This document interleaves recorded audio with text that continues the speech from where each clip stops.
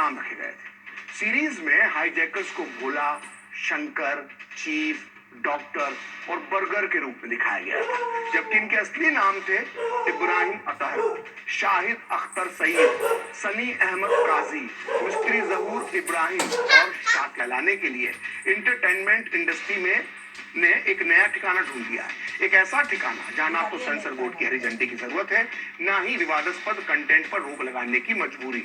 बस web series के नाम पर हिंदू फोबिया का जितना जहर मन में भरा है सब उगल। हिंदू विरोधी मानसिकता वाले सो कॉल्ड सेक्युलर और वामपंथी सोच वाले फिल्म मेकर हिंदू धर्म के खिलाफ जो काम बड़े पर्दे पर खुलेआम बेशर्मी से नहीं कर पा रहे थे, वो अब ओटीटी प्लेटफॉर्म पर खुलकर गंदगी फैला रहे हैं, क्योंकि इसके लिए कोई सर्टिफिकेट की जरूरत नहीं है। और एक के बाद एक कई ऐसी वेब सीरीज आई हैं जिन्हें लेकर आरोप लगे हैं कि ये हिंदुओं की धार्मिक आस्थाओं पर चोट करती है, लेकिन हिंदू विरोधी एजेंडा चलाने वाले इन फिल्म मेकर्स को इससे कोई फर्क। इस आश्रम के नाम की इस वेब सीरीज में एक धर्मगुरु के आश्रम में चल रहे अवैध और आपराधिक कामों को दिखाया गया था, जिसमें ड्रग्स के कारोबार, रेप, मर्डर सब कुछ आश्रम में होता है, और इसलिए इस वेब सीरीज का नाम बदलने की मांग की गई थी। इसके बाद वहीं अनुष्का शर्मा के प्रोडक्शन में बनी वेब सीरीज पाताल लोक को लेकर भी खूब हंगामा हुआ था। ये वेब सीरीज बहुत हिट हुई थी और हिंदू संगठनों और सोशल मीडिया पर इसे हिंदू विरोधी मानसिकता से बनाई गई वेब सीरीज बताया गया था। इसमें कई आपत्तिजनक सीन दिखाए गए थे, जैसे एक पालतू जानवर का नाम सावित्री रखा गया था। वही हिंदू पुजारी को मंदिर में मांस खाते हुए दिखाया गया, भगवा कपड़े पहने लोगों को जय श्री राम बोलते हुए गुंडागर्दी करते हुए दिखाया गया, साधु संतों को अभद्र अश्लील भाषा बोलते हुए दिखाया गया और जनेऊ पहने हुए व्यक्ति को बलात्कार करते हुए दिखाया गया।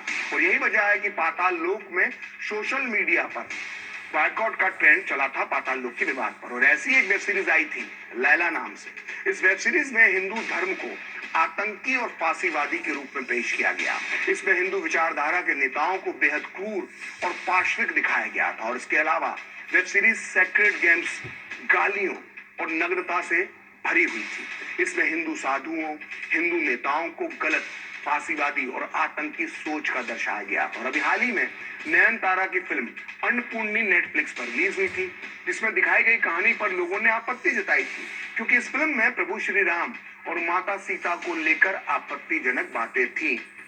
और जब इसका जबरदस्त विरोध हुआ तो इसके बाद निर्माताओं को माफी मांगनी पड़ी थी।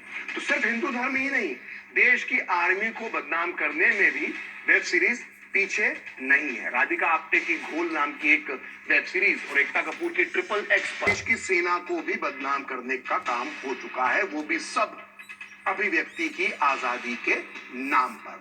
तो सिनेमाघरों से सनातन के खिलाफ जो दुष्प्रचार होता है, उससे भी कहीं ज्यादा खतरनाक है ओटीटी पर होने वाला सनातन विरोधी खेल, क्योंकि इसकी चपेट में सीधे सीधे किशोर और कम उम्र के युवा वर्ग आ रहा है। इकोनॉमिक टाइम्स की एक रिपोर्ट के मुताबिक भारत में ओटीटी प्लेटफॉर्म के कंटेंट देखने वालों की जो संख्या है, उसमें 16 से 35% के जो लोग हैं, उनकी तादाद 89% है। यानी वेब सीरीज का ये विवादास्पद कंटेंट यंग इंडिया के 89% ओटीटी यूजर्स देखते हैं।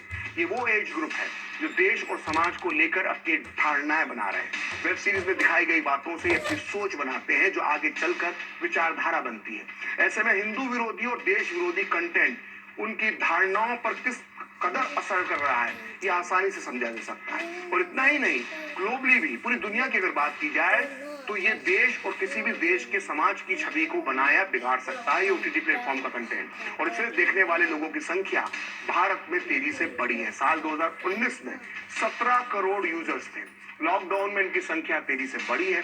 साल 2025 तक भारत में ओटीटी यूजर्स की संख्या एक अनुमान के मुताबिक 21.5 करोड़ तक पहुंच सकती है, और इससे भी कहीं ज्यादा हो सकती है। और इंटरनेट की बढ़ती स्पीड और हर घर और हर हाथ में स्मार्टफोन यूजर्स आने की वजह से भारत में ओटीटी मार्केट लगातार बढ़ रहा है। तो ये है